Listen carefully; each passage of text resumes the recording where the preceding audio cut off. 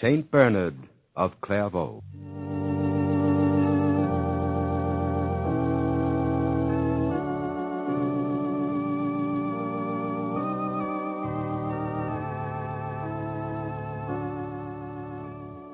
This is the story of Saint Bernard of Clairvaux, last of the doctors of the Church, who, history tells us, almost single-handed, guided Europe out of the Dark Ages into the glory of the medieval world. But before a man can shape the world, he must himself be tempered and shaped to do God's will.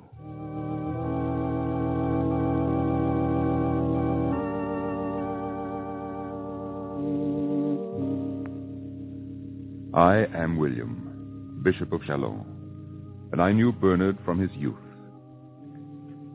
And I also knew Bernard that Christmas Eve years ago, when this shy, introspective lad fell asleep and seemed to see, he later told me, the infant Jesus, newly born in the stable in Bethlehem. From that day, he ever had a most tender devotion toward that great mystery of love and mercy, the manhood of Christ.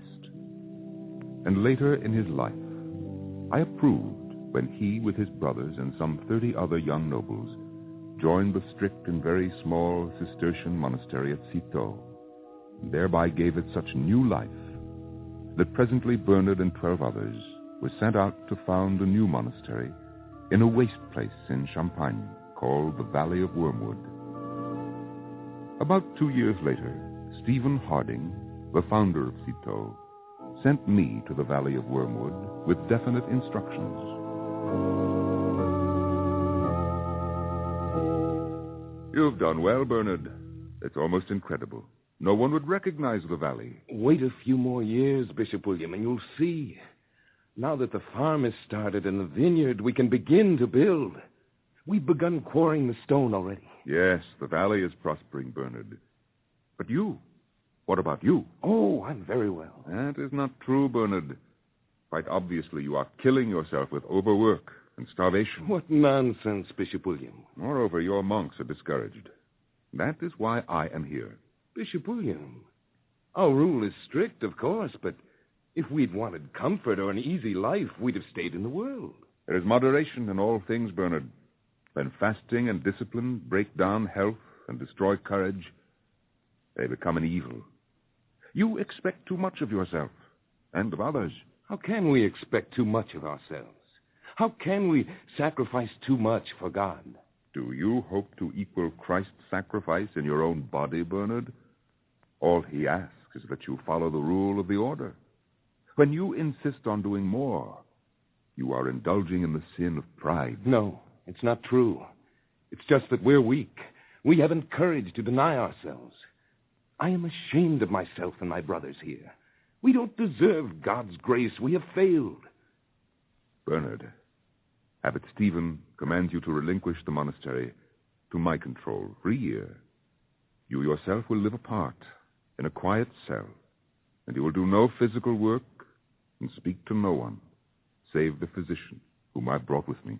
But with so much to be done... There is time enough.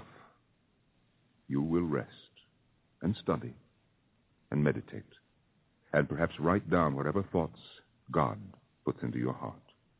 But most strictly, you will obey the doctor. I can't do it. Can't, Bernard? Bishop William, must I? Yes, you must. For your soul's good, as well as your body, Bernard.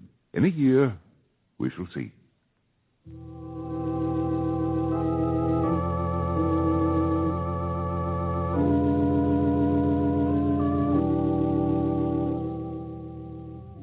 In that year of enforced solitude, Bernard outgrew his impetuous youth, though he never quite regained his physical health. I was glad to hand over the monastery to him and to watch how his understanding increased and his charity deepened in his writings and sermons, which soon were famous all through France and even Italy. As for the Valley of Wormwood, it was now called Clairvaux, because it spread light and learning like a great beacon to peasants who came to learn farming and the culture of the vine, as well as to scholars who sought Bernard's inspiration. Then, in the year 1131, Bernard asked me to visit him. It's this disastrous trouble in Rome, I suppose, Bernard. Yes, Bishop William. Of course, there's no question that Innocent is truly Pope. He was properly elected the very day that His Holiness Pope Honorius died. Do you know this Cardinal Pierleone, who has set himself as an anti-pope? No. I only know that the Roman nobility support him. Well, I know him. Clever man. An ambitious man. He started as a monk, but he made powerful friends and rose quickly to great honors. His friends, here in France, as well as in Italy and the German Empire, yes, they'd like to see him on the throne of Peter. It would suit them very well. Pope Innocent has been driven from Rome. He wants me to go with him to the courts of France and Germany to try to prevent the spread of the schism. He has made a good choice, Bernard. You must go, of course. That's what I wish to ask you, Bishop William. It is a temptation. I remember well how you rebuked me long ago for pride, and cured me, too. When I saw how excellently Clairvaux prospered without my aid, I learned how foolish I had been to regard myself as important to God. He can use any instrument he pleases. But in this case, God apparently wants to use you. You have the gift of persuasion, Bernard. Now, it won't be easy. You'll be arguing against gold, which is a silent but very powerful orator. Nonetheless, you must succeed. The throne of Peter must not be allowed to fall under the control of secular princes. I know. But I dread the world. I fled from it long ago, knowing how much it tempted me. Then it is certainly time that you went out into it again and proved that nothing it can offer is worth 1 hour of peace at Clairvaux. Go and observe the princes of this world, Bernard. Let them teach you how little their power means in the light of eternity.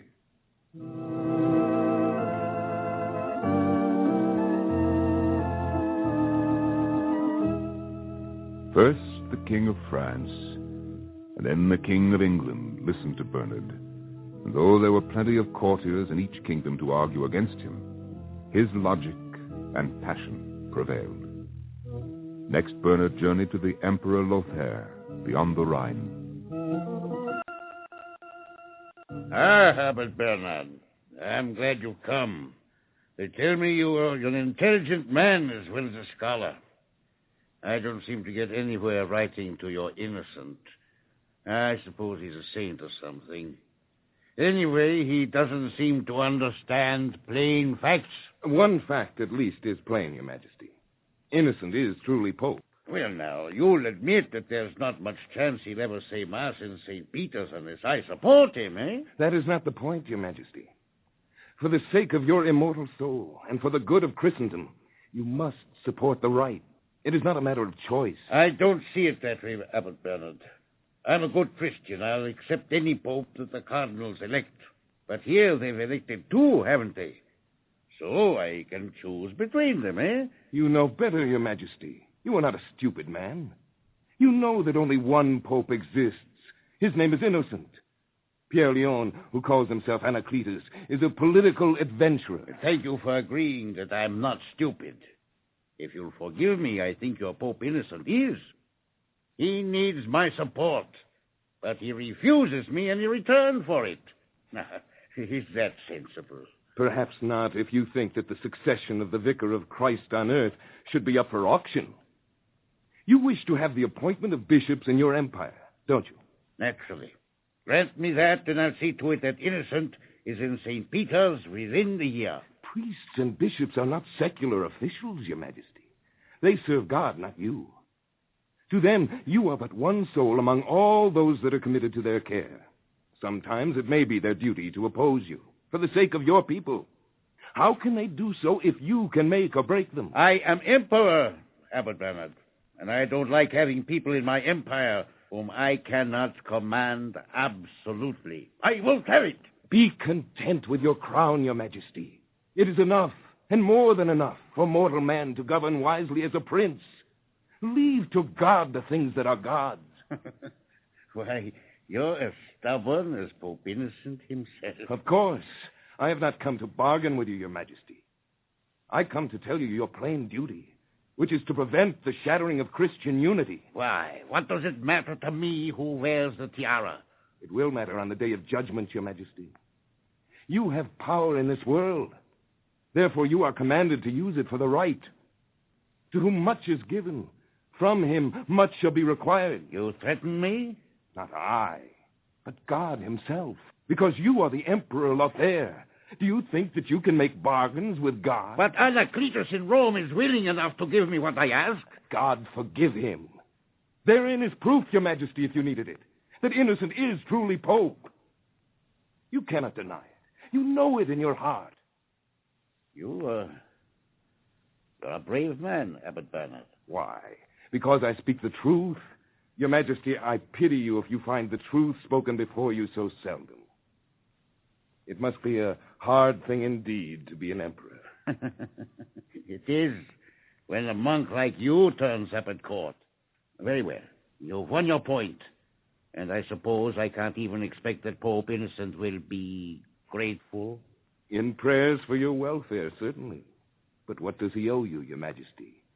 You can do nothing else than be honest with God. Abbot Bernard, I wish you had remained in your cloister. You are too disturbing to the outside world. Your Majesty, I have seen the world. And Clairvaux is very dear to me. Dearer than ever. But, Your Majesty, I am a soldier of Christ, and I must fight for him, when and wherever he commands. Though I love Clairvaux, I cannot refuse to do battle on any field he chooses. And in fact, Bernard could not yet go back to Clairvaux. Though the great princes had declared allegiance to Pope Innocent, many lesser nobles felt that they could make profit out of the schism. One was the Count of Aquitaine, a brutal bully, whose sins had brought down on him the just anger of the Bishop of Poitiers.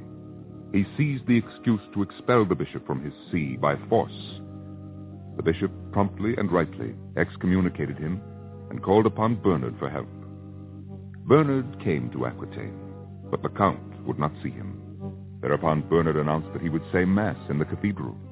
The Count served notice that if Bernard dared to mention his name in the pulpit, he would never leave the church alive. With his armed knights attending him, he came to the great doors of the cathedral just as Mass was beginning. Slowly and reverently, Bernard moved through the sacred ritual. Then, at the elevation, he turned suddenly, bearing the host aloft, and strode straight down the center aisle to the group just inside the doors. You have defied the servants of God, my Lord Count. You have broken the laws of God and of his church.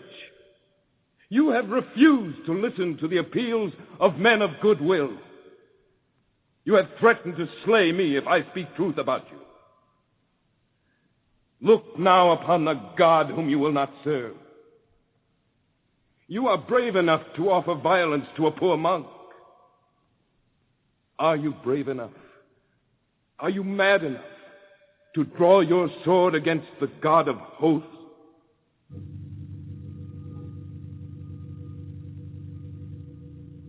You do not answer, my Lord Count. Unsheathe your sword and murder me, as you swore to do, or kneel before your God. Look, the Count is kneeling. It is well. You have saved your soul in this moment, my son. Now, make your peace with God and with the bishop, and let there be peace in Aquitaine.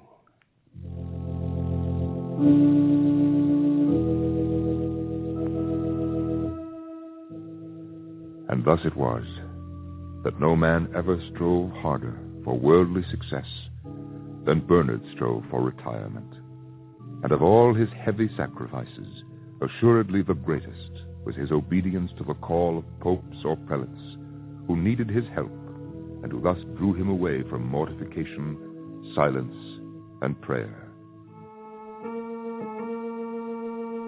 It was not only politicians and princes who troubled those years. What was called the New Learning divided scholars until the universities rocked with controversy. In 1139, Bernard spoke to me about a letter he had received from Paris. I don't want to go, Bishop William. I've never studied rhetoric. In fact, I don't see much use in it. Logic, yes, but these fine-spun arguments about words are so useless. They're dangerous, Bernard. An idea begins as an argument. It becomes a doctrine, and in no time at all it turns into a heresy. Human reason without humility is like an untamed horse. Very exciting, but not to be trusted. But for me to argue in public with Peter Abelard, he's the most brilliant orator in Europe, even now.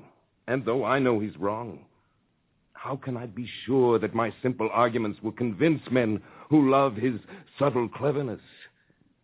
If I make a fool of myself, no one will argue that it was because I am unskilled. They'll think Abelard must have the right of it. It is a risk to be taken, Bernard, this Abelard's last bid for fame and fortune. Everyone knows that Eloise has taken her sorrows into a convent, and he has all the force of romantic tragedy behind him. Young men listen to him, thousands of them. Poor, desperate soul. So arrogant, so sure of himself. Yes, he's that, for he wouldn't have challenged you. He couldn't have done better, Bishop William. I have no skill at all in academic argument. Abelard wants to put God into a formula. But do I dare debate with him, with all Europe for an audience? If you don't, Abelard will triumph. Go to Paris, Bernard. You must risk your reputation on the altar of truth.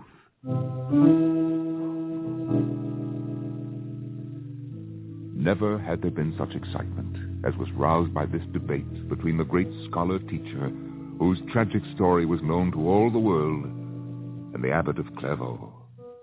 People came from all over Europe, and when the master of the synod rose after the reading of the points at issue, there was absolute silence in the packed, enormous hall. Bernard, abbot of Clairvaux, are you ready to present your arguments?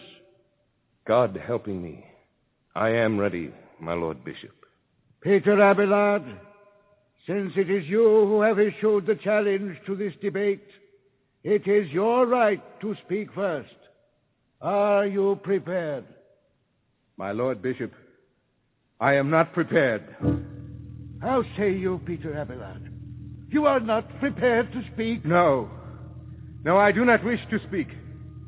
I beg permission to withdraw. Astonished but thankful to God, Bernard returned to Clairvaux, and there he received a visitor. You didn't expect me, Abbot Bernard. Perhaps not, Peter Abelard, but you are welcome. Abbot Bernard, you're wondering why I refused to engage in debate. I am, a little. You see, I fully expected to be vanquished. You expected to fail? Why not? I have never studied the art of twisting words to any meaning that seems convenient. I'm not even a great scholar, as you are. All my theology was learned on the hillsides here at Clairvaux, where God reveals his glory in trees and stars and little forest animals. I only know that he is good because he created me, and I must love him and serve him. You see, I could never have argued with a master of rhetoric such as you.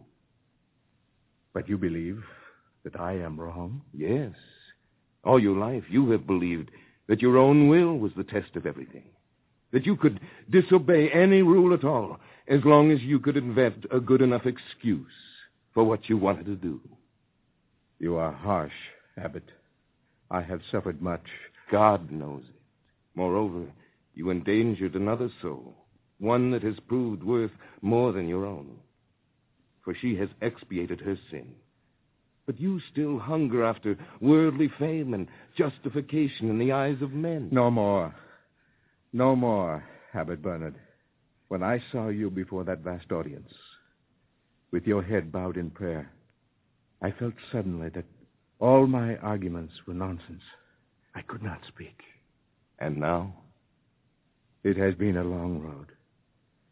I believed in myself, in my intelligence, in my own strength. Look at me, broken and bitter. I have tried to blame the envy of others, even you. It was my own fault. Why should I lead others on such a road? The fear of God is the beginning of wisdom, my brother. There is yet time. Wisdom. That is what you have, Abbot Bernard. Where I have only learning. I shall try to find wisdom in the years that are left to me.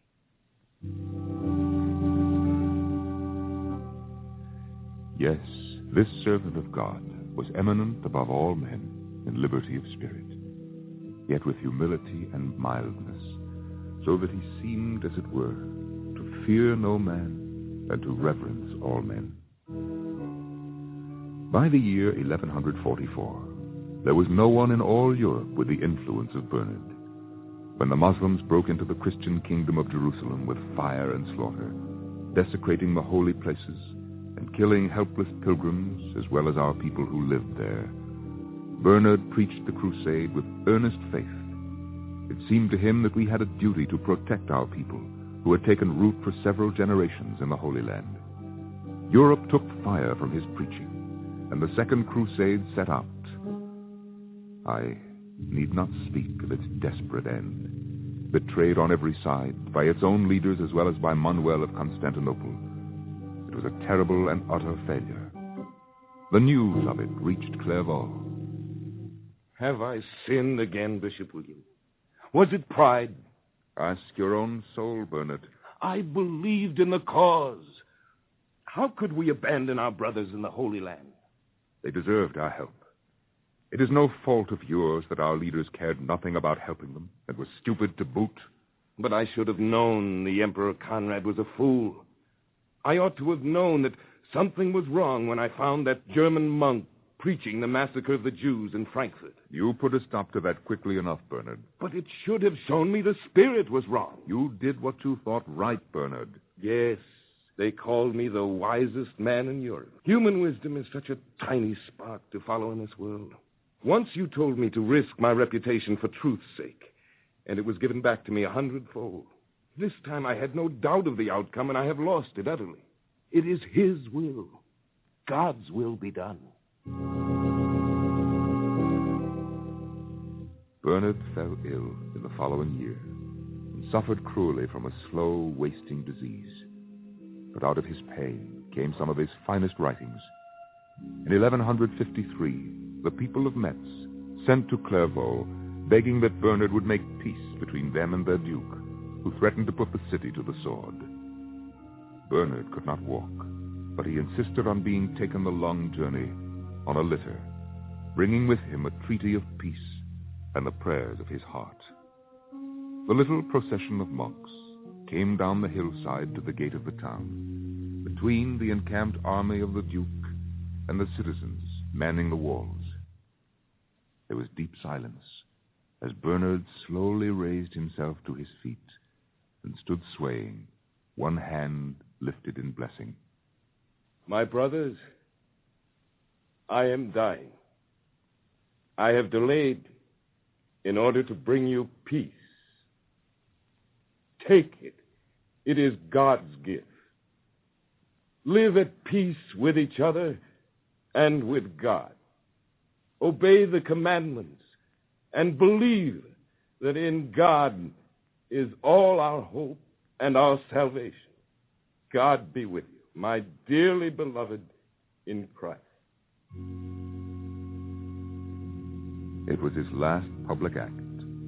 Soon after, he was laid to rest at Clairvaux. I remember him in youth and in life. I remember that his body was marked by a certain grace, rather spiritual than corporeal. His face was radiant with a light not of earth, but of heaven. His eyes shone with angelic purity and dove-like simplicity. Such was the beauty of the inner man that it brake forth by manifest tokens to the sight. and even the outer man seemed bedewed with the abundance of his inward purity and grace.